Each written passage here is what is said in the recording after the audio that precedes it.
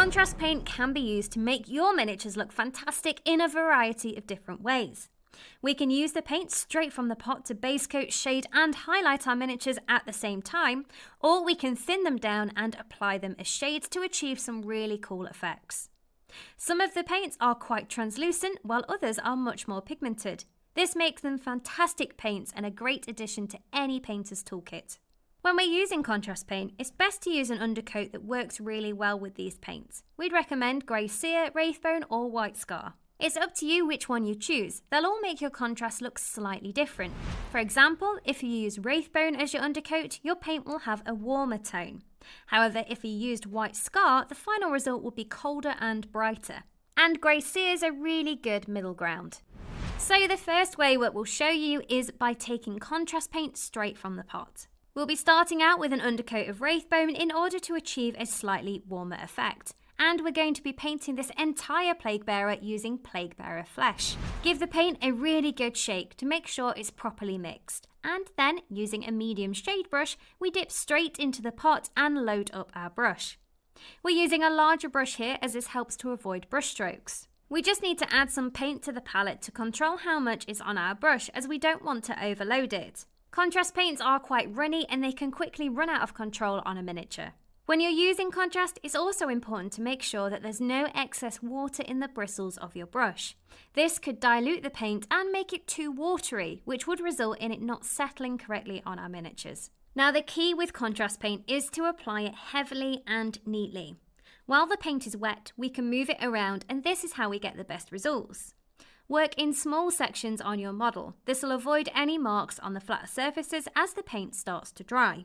We want to work as quickly as possible, making sure to get into all those tricky to reach areas. While the paint is still wet, we need to pay attention to any pooling. If it looks like the paint is pooling too much anywhere, we need to clean off our brush and use that to soak up the excess.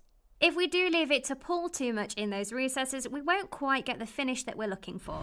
And once that's dry, we can see how the contrast paint has base coated, shaded and highlighted our miniature all in one. Now we can also use contrast over larger and flatter surfaces.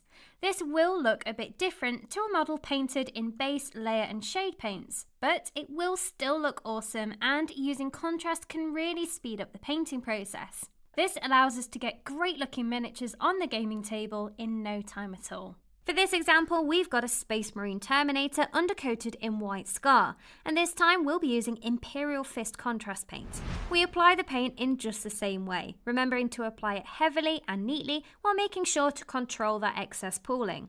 Again, we work in small sections as this makes sure we get that consistent finish on all of the surfaces. Once you've applied the paint to one section, go back and control the pooling while it's still wet before you move on to the next area.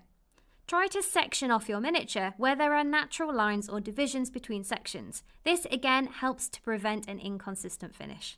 Now you can see that applying contrast paint in this way means that it pulls away from the edges and creates a highlight.